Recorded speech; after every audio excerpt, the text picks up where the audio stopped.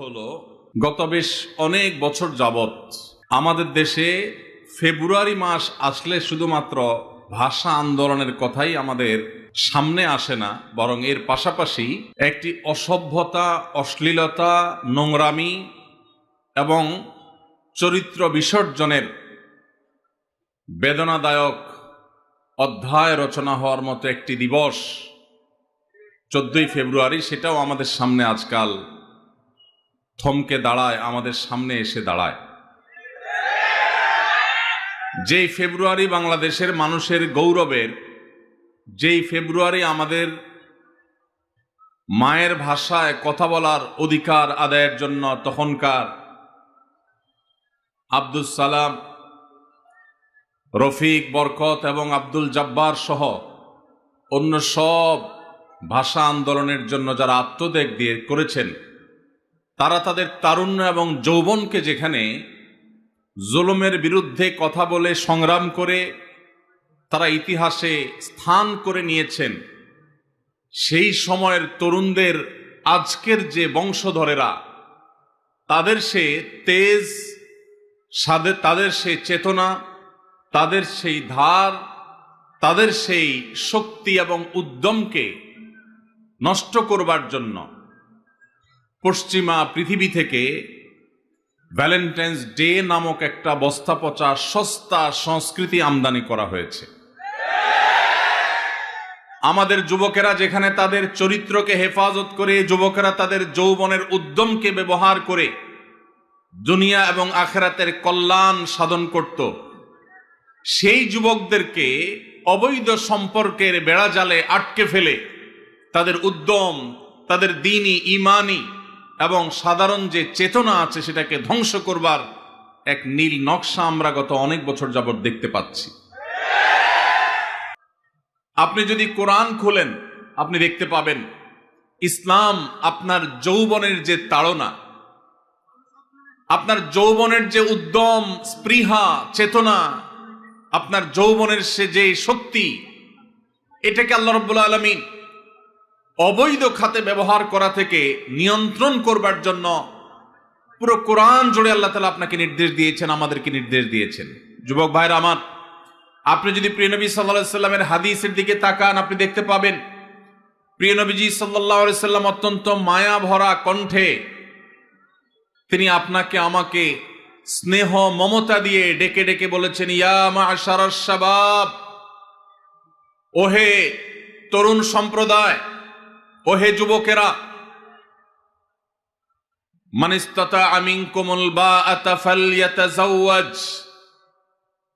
তোমাদের কেউ যদি বিবাহ করবার মতো অবস্থা তার হয়, অর্থনৈতিক সার্বিক অবস্থা যদি বিবাহ করবার পর্যায়ে দাঁড়ায়, সেজন্য তার চরিত্রকে হেফাজত করবার প্রয়োজনে মুসলিম তরুণের সবচেয়ে মূল্যবান সম্পদ তার সচ্চরিত্র, এটাকে সুসংরক্ষিত রাখবার জন্য, এটা যেন নষ্ট হয়ে না যায়, সেই জন্য সে যেন বিবাহ শাদী করে তার চরিত্রকে হেফাজত করবার জন্য। আর যার বিবাহ করবার সক্ষমতা এখনো অর্জন হয় নাই, টাকা পয়সা উপায় উপার্জন সেভাবে এখনো তার হয় নাই, নবীজি বলেছেন ওমান লাম ইয়াস্তাতি' ফাআলাইহি বিসসাওম, তাহলে সে যেন সিয়াম পালন করে, নফল রোজা রাখে, এর মধ্য দিয়ে সে আত্মনিয়ন্ত্রণের ট্রেনিং পাবে। সিয়াম তাকে শেখাবে দিনের বেলা রোজা রেখে পান বা আহার করা যায় না, আল্লাহ নিষেধ করেছেন। ক্ষুধা আছে, খাবারও আছে, কিন্তু সে খাবে না। তৃষ্ণা আছে, পিপাসা আছে, পানিও আছে, কেউ দেখছেও না, তারপরও রোজাদার খায় না। এই রোজা তাকে প্রশিক্ষণ দেয়, শিক্ষা দেয়। ঠিক একইভাবে তোমার হাতের নাগালে হারামের হাতছানি তোমাকে ডাকছে, আবার তোমার যৌবনের তাড়না তোমাকে তাড়িয়ে বেড়াচ্ছে, কিন্তু এরপরও তুমি তোমার রব দেখতে পাচ্ছেন, কেউ দেখতে পাক বা না পাক, তোমার অভিভাবক মা বাবা জানুক বা না জানুক, তুমি সবার চোখের আড়ালে থেকেও তোমার চরিত্রকে হেফাজত করবে। আল্লাহর নিষিদ্ধ পথে তুমি পা বাড়াবে না। রোজা রেখে যেরকম পানাহার থেকে বিরত থাকার কসরত করেছ, প্রশিক্ষণ নিয়েছ, চেষ্টা করেছ, তোমার যৌবনের যে তৃষ্ণা সেটাকেও অবৈধ খাতে ব্যবহার করবার থেকে বিরত রেখে তুমি তোমার চরিত্রকে আল্লাহর সামনে সচ্চরিত্রকে নিয়ে তুমি হাজির হওয়ার চেষ্টা করবে। আপনি যদি কোরআন দেখেন, আপনি যদি হাদিস দেখেন, আপনি দেখতে পাবেন আমাদের যুবকদের ঈমান আমল, বিশেষ করে তাদের চরিত্রকে হেফাজত করবার জন্য আল্লাহ তাআলা পুরো কোরআন জুড়ে বিভিন্ন রকমের দার্স এবং শিক্ষার উপকরণ রেখেছেন। আপনি কোরআনে কারীমের একটি বড় সূরা, প্রসিদ্ধ একটি সূরা, সূরা ইউসুফ যদি খোলেন, আপনি দেখতে পাবেন সূরা ইউসুফ আজকের তরুণদেরকে শেখায় কিভাবে পরম সুন্দরী অভিজাত ফ্যামিলির কোনো মেয়েও যদি হারামের আহ্বান করে, অবৈধ রিলেশনের প্রতি কেউ যদি ডাক দেয়, আহ্বান করে, মুসলিম তরুণ তার মেরুদণ্ড টান টান সোজা করে আল্লাহর ভয়ে সে সেটাকে না করার মতো ঈমানের শক্তি তার বক্ষে ধারণ করবে। সে শিক্ষা আল্লাহ তাআলা সূরা ইউসুফে আল্লাহ নবী ইউসুফ আলাইহিস সালামের মাধ্যমে আমাদেরকে দিয়েছেন। ভাইরা আমার, আজ আমাদের যুবকদের চরিত্রকে নষ্ট করবার জন্য এই যে ভিনদেশ থেকে সাধু ভ্যালেন্টাইন, খ্রিস্টানদের একটি ধর্মযাজকের ধর্মীয় একটা দিবস, সেটাকে ভালোবাসা দিবসের মোড়কে, ভালোবাসা দিবসের খোলসে, ভালোবাসা দিবসের আড়ালে সেই খ্রিস্টানদের ধর্মীয় দিবস আজ মুসলিম যুবকদেরকে দিয়ে পালন করিয়ে নিচ্ছে। এই ব্যাপারে আমাদের যুবকদের, তরুণদের মধ্যে তেমন কোনো সচেতনতা নেই।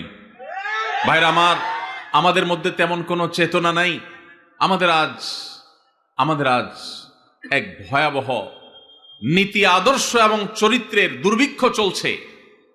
এই অবস্থা থেকে যদি আমরা উত্তরণ করতে না পারি, এই অবস্থা থেকে যদি আমরা বের হয়ে আসতে না পারি, তাহলে এই মুসলিম তরুণ কখনো ইসলামের বিজয় তো দূরের কথা, তারা আল্লাহর কাছে প্রিয় পাত্র হতে পারবে না, তারা আদর্শ মুসলমান হতে পারবে না। আল্লাহ তাআলা আমাদের তরুণদের ঈমান এবং আমলকে হেফাজত করবার তৌফিক দান করুন।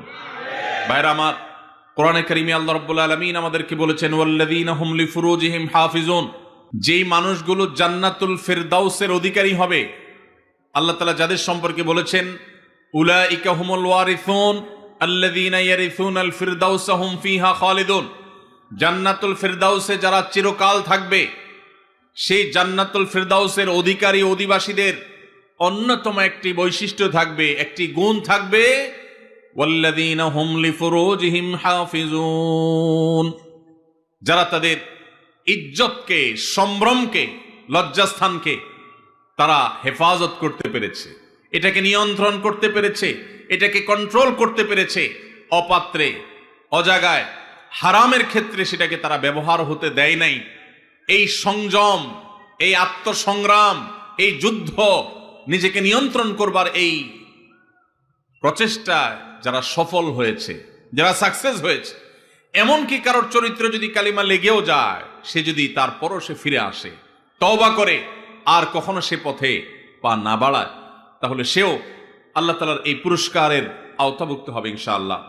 ভাইরা আমার, চরিত্র এমন এক জিনিস, একবার যদি আপনি নষ্ট করে ফেলান, তওবা করে ফিরে আসলে আল্লাহ তাআলা মাফ করবেন ঠিকই, কিন্তু আপনার সচ্চরিত্র রাখার যে একটা তৃপ্তি, ওই তৃপ্তি আর কখনো ফিরে আসে না। সেই জন্য আমরা সবাই হারাম সম্পর্ক থেকে বেরোয় আসার চেষ্টা করবো তো ইনশাআল্লাহ। পাড়ায় মহল্লায় যুবক বন্ধুদেরকে দাওয়াত দিব, হারাম নয়, হালালের পথে চলে আসো।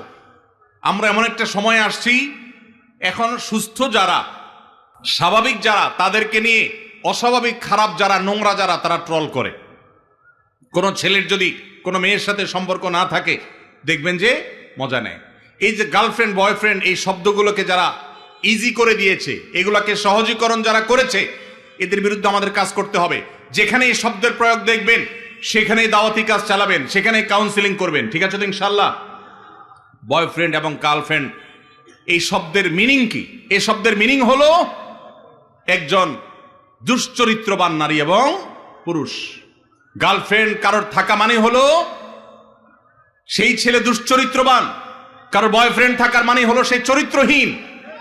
এই লাম্পট্যকে যারা শিল্পে পরিণত করেছে, তাদের বিরুদ্ধে আমাদেরকে জাগতে হবে, জাগাতে হবে ইনশাআল্লাহ। সবাই জাগবেন তো ইনশাআল্লাহ? সমাজকে জাগাতে হবে ভাইরা। আমাদের এই সমাজে স্বামী স্ত্রী এই শব্দের সাথে আমরা পরিচিত ছিলাম আজ থেকে 20-40 বছর আগেও। কারোর হারাম সম্পর্ক আছে এটা জানলেই বলা যাইতো না, বলার মতো অবস্থা ছিল না।